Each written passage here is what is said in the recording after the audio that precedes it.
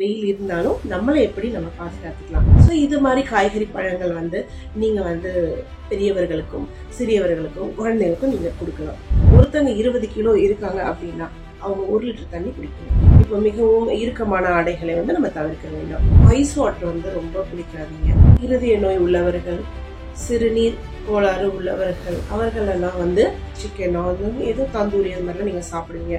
உங்க doctor advice படி நீங்க நீர் அருந்த வேண்டும். கேப்டன் நியூஸ் நேயர்களுக்கு வணக்கம். இன்று நாம் பார்க்க போவது கோடை விடுமுறை. ஆமாங்க, மே மாசம் வந்துருச்சு. மே மாசம் வந்தாலே கோடை விடுமுறை தான்.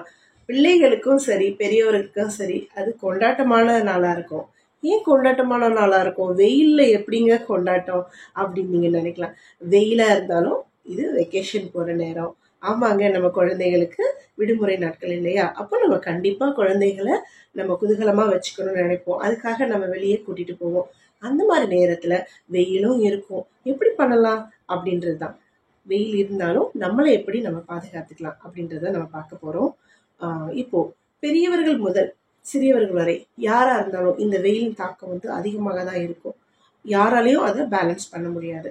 அது எப்படி நம்ம வந்து பேலன்ஸ் பண்ணணும் அப்படின்னா, நம்மளுடைய நீர் சத்துக்களை அதிகரிக்க வேண்டும். ஏனென்றால் கோடையில நமக்கு நிறைய வியர்வைகள் வந்து வெளியேறும். ஆமாங்க, வெயில் காலத்துல நம்ம வெளியே போகும்போது நிறைய வியர்வைகள் நமக்கு வெளியேறும். அதற்கு ஈக்குவலா நம்ம வந்து வாட்டர் வந்து நம்ம எடுத்துக்கணும். குடிக்கிற நீர் வந்து நம்ம அதிகமா எடுத்துக்கணும். இப்போ நான் வந்து தண்ணி நிறைய குடிக்கிறேன் அப்படின்னு சொல்லிட்டு நீங்க நிறைய தண்ணீரும் நீங்க அருந்தக்கூடாது. ஒரு எக்ஸாம்பிளுக்கு ஒன்று சொல்றேன். ஒருத்தங்க 20 கிலோ இருக்காங்க அப்படின்னா அவங்க 1 லிட்டர் தண்ணி குடிக்கணும். ஸோ அதுக்கான ஈக்குவல் வாட்டர் லெவல் வந்து நம்ம எடுத்துக்கணும். இந்த மாதிரி நீங்க தண்ணீர் அருந்துவது, அதிகப்படியான காய்கறி பழங்கள், அதாவது நார்ச்சத்து நிறைந்த நீர் சத்து நிறைந்த காய்கறிகளை நீங்க அருந்துவது நல்லது. ஒரு அதிகமாக நார்ச்சத்து உள்ளது பார்த்தீங்கன்னா கொய்யா பழம் அதிகமாக இருக்கும். நீர் சத்து நிறைந்ததுன்னு பார்த்தீங்கன்னா உங்களுக்கு தர்பூசணியில இருக்கும். ஸோ இது மாதிரி காய்கறி பழங்கள் வந்து நீங்க வந்து பெரியவர்களுக்கும் சிறியவர்களுக்கும் குழந்தைகளுக்கும் நீங்க கொடுக்கலாம். அது மட்டும் இல்லாம ஆடைகளையும் நம்ம மிகவும் கவனம் தேவை. உலர்ந்த ஆடைகளை அணிவது, காட்டன் ட்ரெஸ்ஸஸ் வந்து நம்ம போடுவது, இப்போ மிகவும் இறுக்கமான ஆடைகளை வந்து நம்ம தவிர்க்க வேண்டும். இப்போ வெளியே போறோம் அப்படின்னா ஒரு பிளாக் கலர் ட்ரெஸ் அண்ட் ரொம்ப கான்ட்ராஸ்டான ட்ரெஸ்லாம் நம்ம வந்து போடக்கூடாது.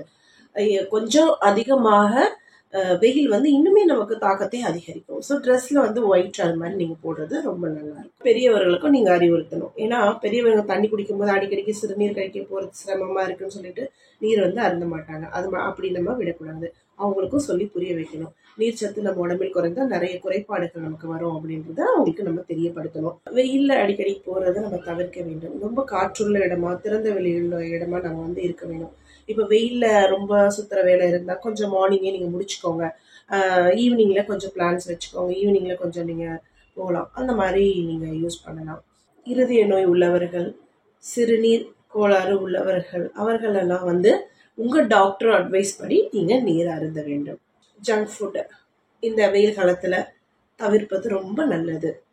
அது மட்டும் இல்லாமல் நீங்கள் இப்போ நைட் டைமில் போயிட்டு நீங்கள் சாப்பிட்றீங்க, சிக்கனோ ஏதோ தந்தூரி அது மாதிரிலாம் நீங்கள் சாப்பிடுவீங்க.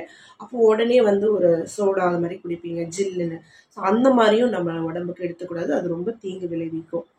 ஃபர்ஸ்ட் ஆஃப் ஆல் என்ன அப்படின்னா, ஐஸ் வாட்டர் வந்து ரொம்ப குடிக்காதீங்க. அது ஜீரண சக்தியை ரொம்ப வந்து நமக்கு குறைபாடுகள் ஏற்படுத்தும்.